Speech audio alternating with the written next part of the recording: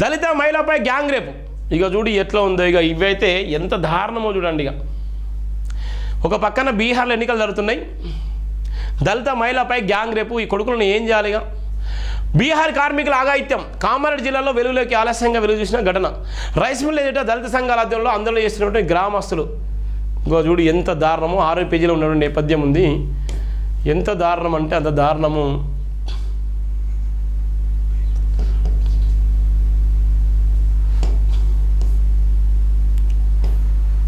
ఈ వార్త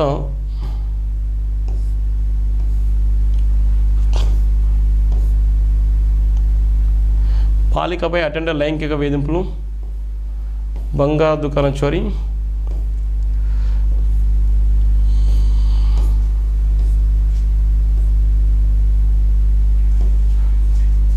ఇంకో దళిత మహిళపై గ్యాంగ్ రేపు. ఇది ఎక్కడ జరిగిందంటే కామారెడ్డిలో జరిగింది.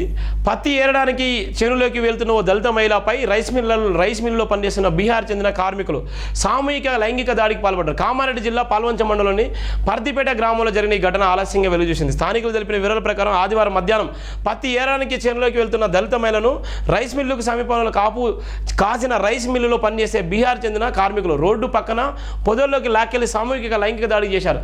తీవ్ర రక్తస్రావంతో బాధపడుతున్న ఆమెను గమనించిన స్థానికులు కామారెడ్డి ప్రభుత్వ ఆసుపత్రి తరలించారు.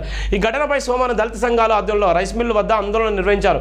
లైంగిక దాడి చేసిన కార్మికులను అప్పగించాలని, బాధితులకు న్యాయం చేయాలని డిమాండ్ చేశారు.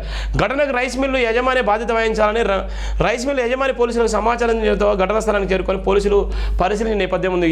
ఈ ప్లేస్లో నిజంగా ఒక అగ్రవర్ణ మహిళనో, లేకపోతే ఒక రెడ్డి మహిళనో, లేకపోతే ఒక విలమ మహిళనో, లేకపోతే ఒక కాపు కమ్మ మహిళనో, లేకపోతే ఒక బీసీ మహిళను ఈ ప్లేస్లో ఉంటే ఇలా ప్రజా సంఘాలు తిట్టుకొని రోడ్ల మీదకి వచ్చి నిర్బంధం చేశారు. ఒక దళిత మహిళ అనేటువంటి నేపథ్యం. అరే దళితులకన్నా దళితులు బీసీలు ఇవన్నీ ఏంద్రా భయ్ మాకు లేనిపోని ముచ్చట్లు.